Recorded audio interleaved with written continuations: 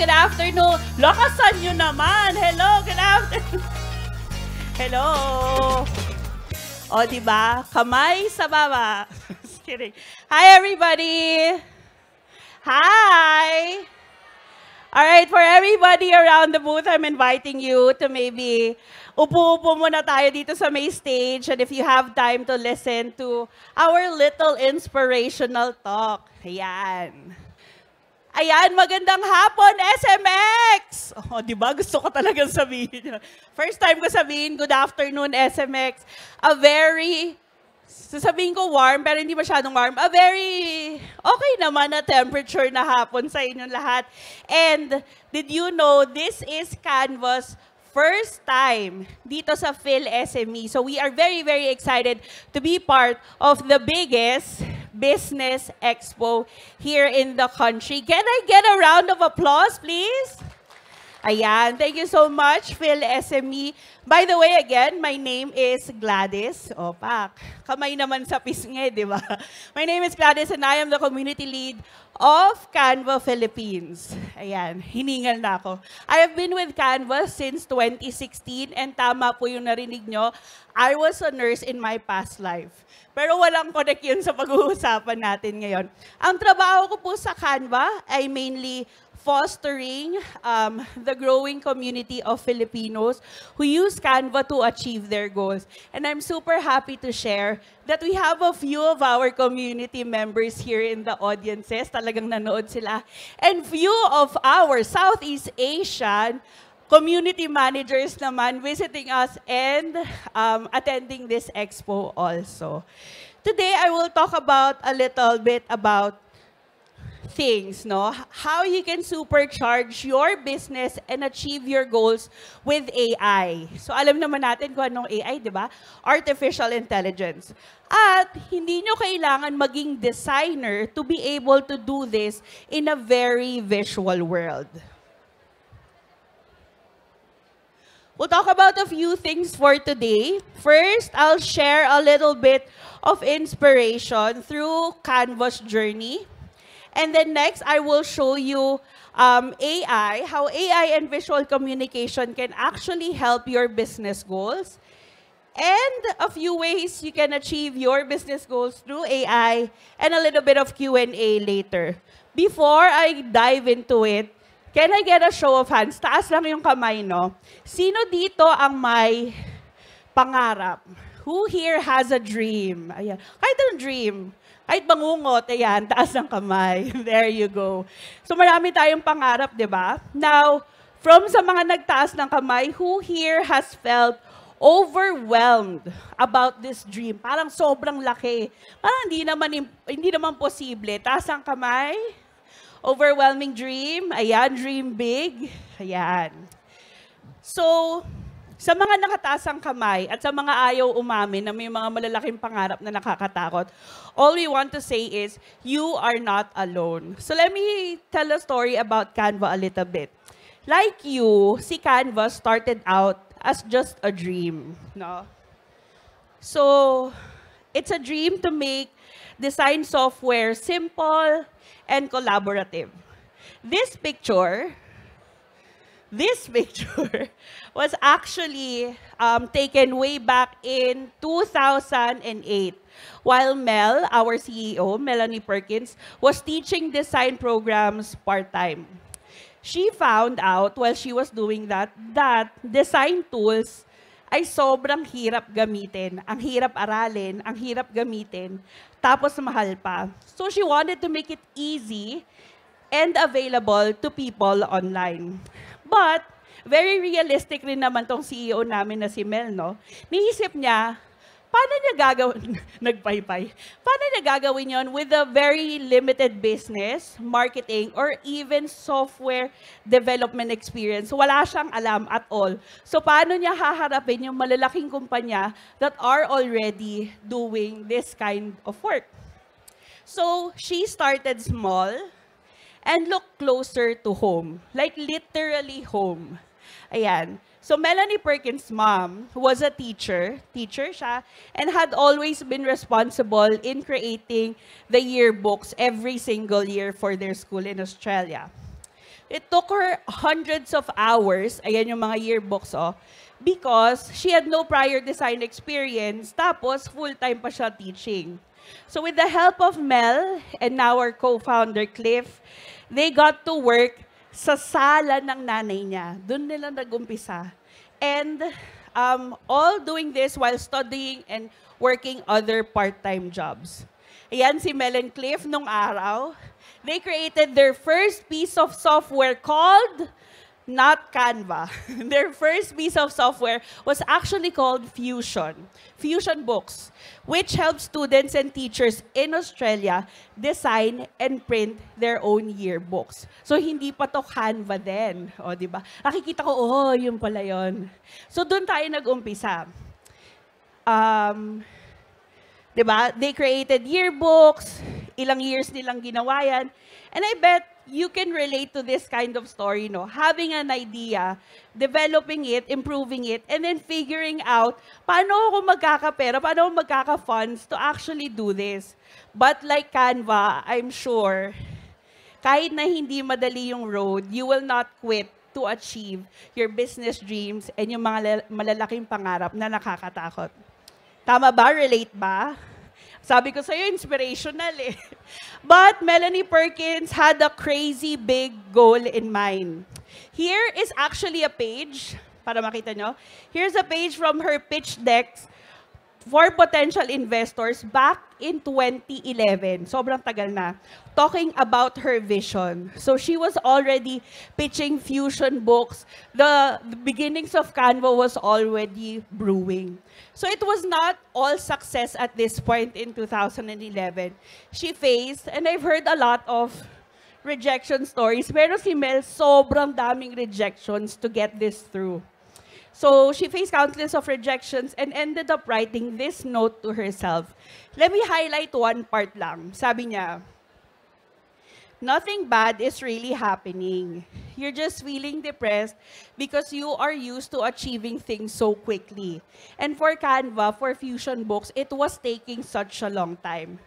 So the learning here is, the more challenging it is, the more worth it it's gonna be. O, diba? So they kept going and they stuck to their vision, which eventually turned into the one we all know and love today, Canva. They continued to make continuous progress, consistent progress, and now we can see how far it has come as an all-in-one platform. Can I get a round of applause for Canva, please? Thank you so much. From Sydney, they crossed the seas to plant Canva seeds worldwide. And their second office, first stop, syempre, Manila, Pilipinas. Not a lot of people know that there is an office here, a Canva office here in the Philippines. Diyan kami nagtatrabaho, kami yung mga talent, yeah, mga yan.